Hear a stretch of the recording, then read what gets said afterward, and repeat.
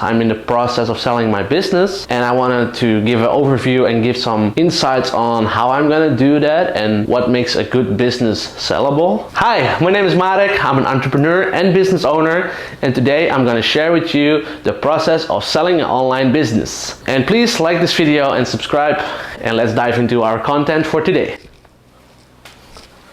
I think the most important thing is that if you have a business, you need to start with what's my end goal. So many businesses start without an end goal. You need to know an end goal because then you know when you're gonna exit, when you get out. So many times people get tired of their business, they don't know what they want to do, they feel that their business has outgrown them or they have outgrown their business, and so they feel they want to do something else. That's why I believe that it's important to have an end goal in mind for your business. When I bought my business, I had in mind that I wanted to sell it. I bought the asset with the intention of selling it in the future for a big profit. And the reason why I wanted to do that is because I wanted to learn the whole process of buying a business and flipping it. That is also called flipping a business. So you buy it for cheap and then you sell it for higher. And so everything I did in the business was to keep that in mind. I grew the business, or I built on the business to get to that point where I wanted to sell it. And what those things are, I'm about to share with you right now. And wait until the end, because I'm gonna share with you some very powerful insights. So number one, every time I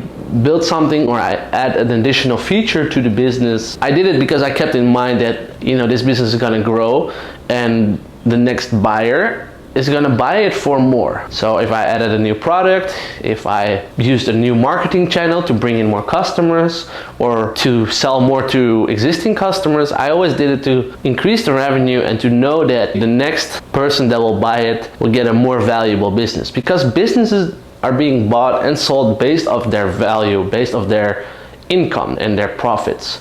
And that goes with a multiplier. So every business has a multiplier, and usually for simple online businesses, it's somewhere between 2 and 5. 2 and 5, it means 2 to 5 times the profit, annual profit, 2 times the annual profit, 2 to 5 times the annual profit. So the higher your multiple becomes, the better, obviously, right? If you have 100,000 profit a year, obviously a 5x multiplier, which means 500,000, is better than a 2x multiplier. You can increase that number by either increasing your revenue, by either increasing the process of your business, how automated it is, how many marketing channels you use, how big is your email list.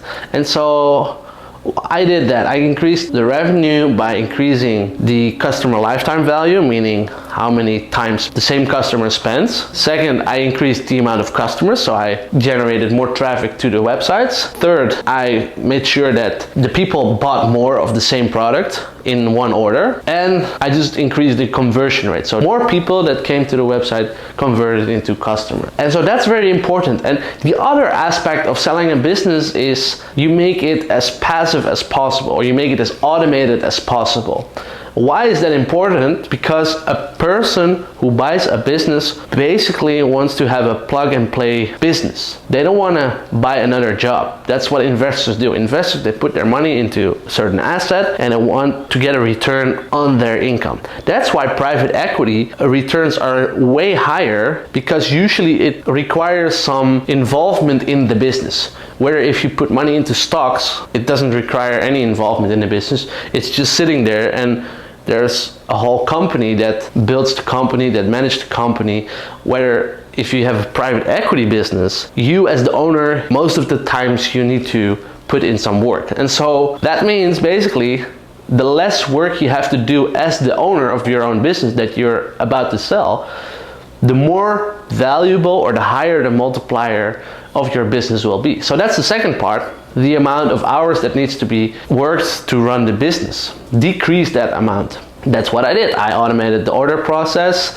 I hired someone who does all the customer service. I have an IT guy who runs all the IT part of the business. I have even an advertisement agency. I have another SEO company. So all these people, they work to maintain and grow the business even further, which makes it very attractive for the new investor. And a third aspect is SOPs. And SOP stands for Standard Operating Procedures, meaning you have standard templates in place that helps operate the business smoother. So just like a handbook for the business, is there a handbook for the business available that can help the new owner run and grow the business more easily? Another part is that, is your finance okay? Your finances need to be okay. It needs to be easy for the new buyer to see where your expenses are going, where your income is coming from. Usually if it's a mess, it makes it much harder to sell. So that's number 4. Make sure that your finances and your accountancy is up to date, that everything is visible, everything can be viewed from the buyer, because he's going to do due diligence on your business, and so he needs to know where he can find the numbers for your business.